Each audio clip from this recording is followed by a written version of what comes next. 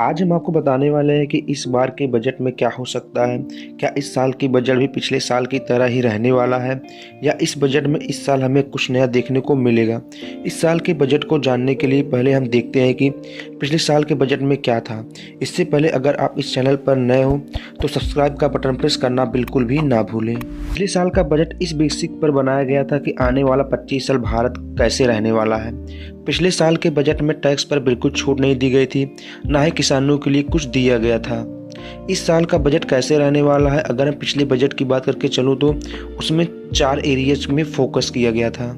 है पीएम गति शक्ति, दूसरा है इंक्लूसिव डेवलपमेंट, तीसरा है energy transition and climate action, चौथा है फाइनेंसिंग ऑफ इन्वेस्टमेंट्स।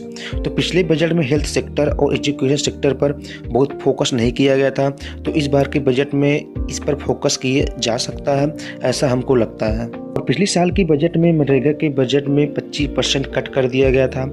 इस बार के बजट में भी इस मनरेगा के लिए कुछ बजट पास हो सकता है, क्योंकि इन 5 सालों में मनरेगा की हालत बहुत ही गंभीर थी। इसलिए इस बार के बजट में मनरेगा के लिए बहुत कुछ बजट पास हो सकता है। और इसके साथ में फूड सब्सिडीज की बजट को भी कम कर दिया गया था, तो शायद इस बजट में कुछ हो सकता है, क्योंकि कोविड के टाइम पर महंगाई बहुत ही ज़्यादा बढ़ गई थी। तो इस साल के बजट में सब्सिडीज के लिए कुछ बेहतर हो सकता है, ऐसा हमको लगता है।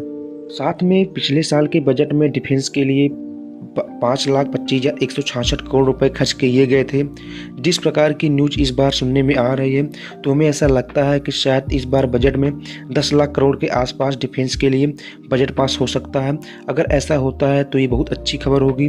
और साथ में ही इस बार के बजट में स्पोर्ट्स सेक्टर के ऊपर भी बहुत ज़्यादा बजट पास हो सकता है, क्योंकि जिस तरह से गवर्नमेंट लगातार यूथ को स्पोर्ट के लिए खेलने के लिए लगातार प्रोत्साहित कर रही है, तो ऐसा लगता है इस बार स्पोर्ट्स के लिए भी ठीक ठाक बजट पास हो सकता है। और इसके अलावा पिछले बजट में आम आदमी के लिए कुछ भी नहीं था। बहुत सारे लोग एक्सपेक्ट कर रहे थे कि शायद टैक्स पर छूट मिल सकती है, लेकिन नहीं मिला। तो शायद इस साल के बजट में टैक्स पर छूट देखने को मिल सकता है।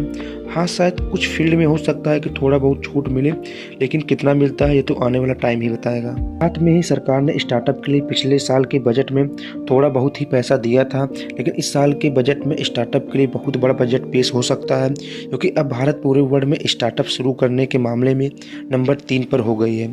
तो इस साल के बजट में कुछ बहुत बड़ा स्टार्टअप के लिए बजट पास हो सकता है। पिछले बजट में गवर्नमेंट ने डिजिटल करेंसी पर 30% टैक्स लगा दिया था। नाम तो नहीं लिया गया था, लेकिन क्रिप्टो करेंसी की बात हो रही थी। तो इस बार क्रिप्टो करेंसी की हालत बहुत ही ख़राब है। तो क्या इस बजट में गवर्नमेंट डिजिटल करेंसी पर टैक्स बढ़ा सकती है, या इंडिया के अंदर डिजिटल करेंसी को पूरी तरह से बंद कर दिया जाएगा। इसके साथ में ही पिछले बजट में गवर्नमेंट ने जो गवर्नमेंट सेक्टर के अंडर में आता था, जैसे रेलवेज, बिजली और कुछ चीज़ें जिसे प्राइवेट सेक्टर में कन्वर्ट कर दिया गया था।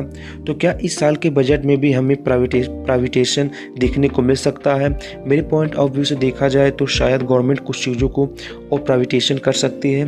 तो ये तो आने वाला टाइम ही बताएगा कि कौन कौन सी चीज़ या कौन कौन से पार्ट को प्राइवेटेशन किया जाएगा।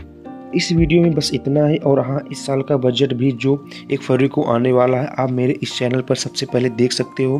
तो अगर अभी तक इस चैनल को सब्सक्राइब नहीं किया है तो प्लीज़ सब्सक्राइब का बटन प्रेस कर लीजिए, ताकि सबसे पहले बजट का नोटिफिकेशन आप तक पहुंच जाए।